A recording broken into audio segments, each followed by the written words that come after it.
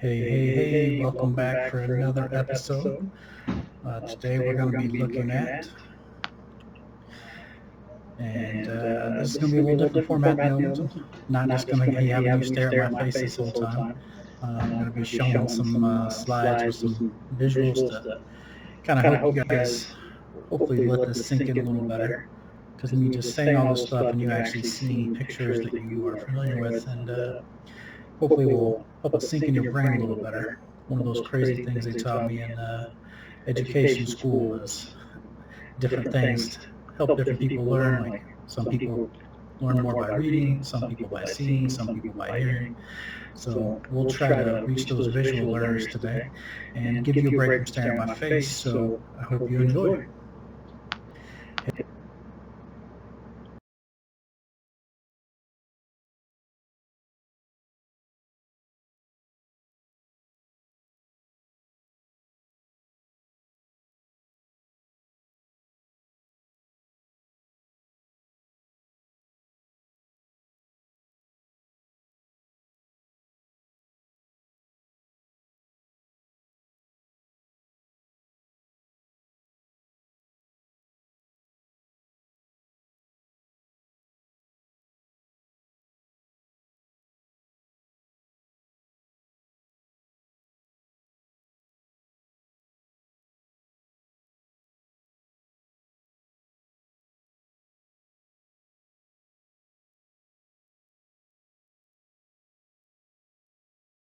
Now we're going to be talking about Fox News. Well, Fox Company or whatever the heck they're called. They also own a company called News Corp, which owns some companies you've probably heard of, which I didn't know Fox owned. So, Fox News, America's favorite Republican propaganda site. The Wall Street Journal, Realtor.com. They're the #1 online house selling website. And then HarperCollins, big book publisher. All these are owned by Rupert Murdoch and Fox. And Fox News reaches about 4 million homes per evening. Great for Fox News and the Fox News viewers. CBS/Viacom. Viacom used to be a part of CBS, was forced to kind of become its own company because there were regulations in place that prevented them being a part of CBS. And then I can't remember if it was Bill Clinton or Reagan, one of those two, undid the regulations and allowed them to merge again. So now they are one big company all over again. But they also own MTV, BET, Paramount Pictures, Nickelodeon, VH1, Comedy Central, and every evening CBS News reaches about 6.5 million homes. They also own radio stations, which I did not know about, through this company called Entercom, which CBS owns. And they are the second largest radio station company in America. And they own 235 radio stations. But not only that, so CBS owns a television channel, well, television channels. They own a movie production company. And they also own movie theaters, Landmark Cinemas, which is about 1,500 theaters nationwide. So they are diversifying their control over what you see.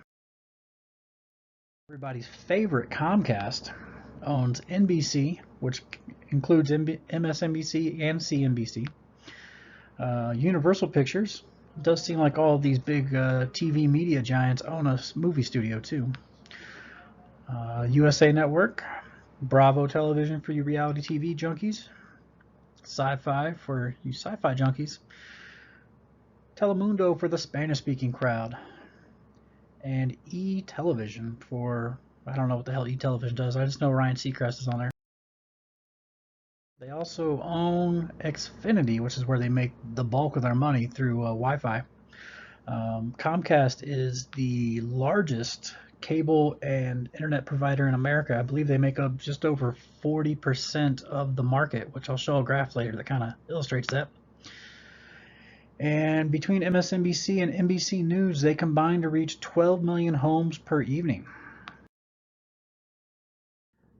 AT&T, everybody's favorite cell phone provider, Well, they do a lot more than just cell phones, as we're about to see.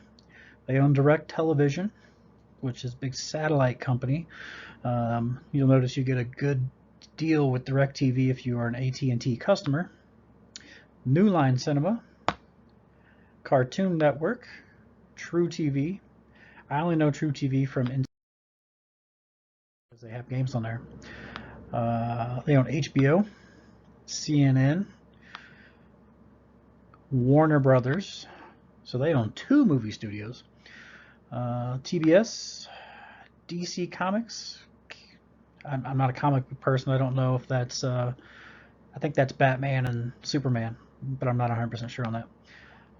Then TNT, and CNN reaches 2 million homes per evening, which is the least of any of the cable news networks. And then everybody's favorite company in the world that just seems to be destined to own the world, them or Apple eventually. Disney. They own ABC, the most watched nightly news in America. They own Pixar, which started making better movies than them, so they just bought them. ESPN, which they've owned for like 25 years. Marvel, yeah, I believe that's like X-Men? I'm not sure. Marvel was the Avengers. Yeah, so Disney owns the Avengers. They own 20th Century Fox Studios, which used to be owned by Fox. Disney bought them like last year, I believe. They also bought FX, and they own National Geographic, and they own Lucasfilm, so they own Star Wars, which sucks. If you're not a Star Wars fan, you don't care. But ABC, as I said, was the most watched nightly news show in America, and they get about 10 million homes per evening. Now this is the chart that shows cable service providers. So let's take a look at that. Just kind of show you what it looks like here. Got Comcast. That's them down at the bottom, that big blue thing that just keeps growing and growing and growing. And then the other big player in the game used to be Time Warner AT&T, which was this one. But you'll notice here that this black one got really big all of a sudden out of nowhere, right around the time Time Warner and AT&T went away. And that green one at the top was also a part of this.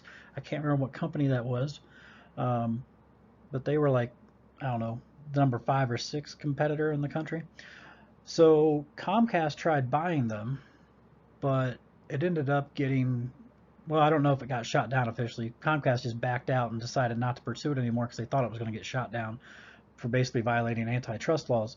But if Comcast had been able to buy Time Warner, you would have seen, that blue bar and those gray bars combine, and that would have made up over 60% of the market, which is kind of terrifying. So now we basically have 2 companies. This company with the circle around it is Charter Communications, better known by Spectrum. I've never lived anywhere that has Spectrum, but it is the 2nd largest cable internet provider in the country. I think they're really big on the East Coast. So you can see we basically have 2 companies that are dominating the cable internet options, which is not really good for you as a consumer. Great for them because they can just basically price fix, but it's not good for you because there's no competition to decide where you want to spend your money other than satellite TV. It shows satellite and cable providers all combined into one pie chart, and as you can see, there's basically 4 companies that control your cable and satellite options, which is not too great for you if you're a consumer. It leads to higher prices. This here is the Wi-Fi chart showing how much you have to pay for 60 megabytes per second per country. The United States is number 6 on this list, which means we have the 6th most expensive Wi-Fi in the country. Some other countries that are kind of similar to us in terms of like their government structure and income levels. We'll see what they pay. We have Canada, our northern neighbor, paying $11 less per month. Belgium paying $15 less per month.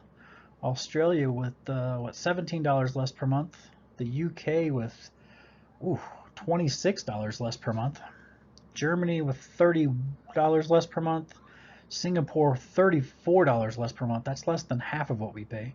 And France was the lowest one I think I found in Europe. They pay $30 per month. We pay $65. So France is getting the same thing for less than half of what we pay for it. And then you got to ask yourself, where's all that extra money we're spending? Where's it going? It's not benefiting us in any way, shape, or form. We're not getting a better product or a better service. All it benefiting is the wealthy people that own stocks and like executives and all that stuff. So start thinking about these things, people. Like, now that we have this information's out there, I mean, in a way we won't even know. Next up, we're going to be talking about local news channels. Like, so if you're at home watching like your local Fox News, or not Fox News, your local Fox channel for your local news at night at 10 o'clock or 11 o'clock, whenever it comes on, there's a chance that one of these two companies owns that channel and is providing the content for you. It's not coming from Fox, and it's not coming from like your local reporters. It's coming from this company called Nexstar, which I'd never heard of. They're the largest company in America that owns local news channels. You see all these dots, that's where they own them. You can go to their website and look it up, see which channels they own, and if it's the one you watch. They own 197 stations. Sinclair Broadcast Group is number 2, and they own just barely less than Nexstar. They own 193 stations. On here, these numbers, like if you go to their website and click on those numbers, it'll kind of zoom in even more and kind of show you even more zoomed in model, and then it'll give you the actual television stations. But it's pretty crazy that two stations, or two companies, own almost 400 news stations in America, in pretty much every major urban market. But that doesn't even compare to the radio stations, since nobody's really pays attention to radio anymore, what they've been able to get away with. So iHeartMedia owns iHeartRadio, which I'm sure you've heard of, and they are the largest radio station owner in America. Earlier, we saw CBS was number 2 with 235 stations. iHeartRadio has, just wait for it, 850. 850 radio stations are owned by this one company, and they own pretty much all of the sports radio, alternative, rock, hip-hop, and country. So basically all the popular radio stations. They're not wasting their time buying jazz stations and classical music stations and things like that. They're controlling basically everything that you're allowed to hear on the radio. So if you want to know why does all music kind of sound like pop bullshit and there's no good music on the radio anymore, look at iHeartMedia. They're the reason why. And then because they control all the radio stations, they can dictate to the record labels which songs are going to get played, which songs aren't going to get played. It's not good for us as consumers, because back when our parents were growing up and our grandparents were growing up, like even around the time I was born, I think there was like 60 companies that owned radio stations. Now we're down to like 3 or 4. Back when my parents and grandparents were growing up, it was in the hundreds. So there was a lot more diversity of what you could hear on the radio. That's probably why there was a lot more good music being made and actually being able to find an audience. Now everything has to sound a certain way that the studio wants it to sound, and the radio station wants it to sound. So we're not even getting to hear like good music anymore, unless you like just magically stumble upon it, which is kind of hard to do without the radio. It's kind of how I used to discover good music, but now nobody even listens to it anymore. Now everybody's going to Spotify and these streaming sites, and they pretty much are doing the same thing the radio stations are doing. It's a dirty game, but it is what it is. All right, we've reached the end. So, just to summarize, who gives you the information that you're getting matters. Companies like Comcast, Time Warner, AT&T, CBS, Fox, Sinclair Group, iHeartRadio. These companies have an agenda, and when things that are happening in this world that are affecting our lives do not coincide with their agenda, they don't give us that information. perfect case in point is when net neutrality was being argued. I can't even remember how many years ago, 2 or 3 years ago, whenever that was. When the net neutrality thing was going on, you did not hear anything about it on CNN, Yeah. NBC. I'm not sure. I don't watch Fox, or I don't watch those other ones either, but I at least hear people kind of talk about what we talked about on those. You didn't hear much about it from the Democrats. You didn't hear about it on your local television station. You didn't hear about it on the news. And it was a huge thing that affects us because now it's been passed. And it benefits those companies because those companies also provide us internet service. So Comcast can now decide which channels or which websites get fast service and which ones get slow service. How does that benefit you? It doesn't. It benefits Comcast because what Comcast can now do is say any of the companies that Comcast owns, which you saw on that slide, they can give them fast service because that benefits Comcast. But if it's a company that say CBS owns or Disney owns or something, they can tell them you need to pay us extra money for us to give you fast service. And they can jack up rates. They can slow down your service. And it's all legal now because we just let it happen. When it was happening, when it was being debated, there were progressive people talking about it, talking about how bad it was going to be, how it was going to allow these companies to slow down and speed up service based on what made them the most money, which is not how it works in any other country in the world. We don't allow this in any other country but America. But now we allow it here, and they didn't even talk about it. It wasn't even reported on the news. If you don't get your news from outside of those big corporations, which I showed you, you wouldn't even know about it because they never talked about it. Was Comcast going to let NBC talk about something that might hurt Comcast financially? No. Was AT&T going to let CNN talk about it? No. Do you think those broadcasters knew about it, though? Did they want to talk about it? Yeah. But they weren't allowed because if they did, they get fired. You saw it with this NBC host when they talked about the housing crash in a way that they didn't like, they got fired. When they talked about the Iraq War in a way they didn't like, they got fired. When they talked about Hillary Clinton in a way that they did not like, they got fired. You can't criticize Democrats on NBC or CNN or you're getting fired. You can't criticize Republicans really on Fox, you're getting fired. Like, these things matter because we need these people to be giving us information.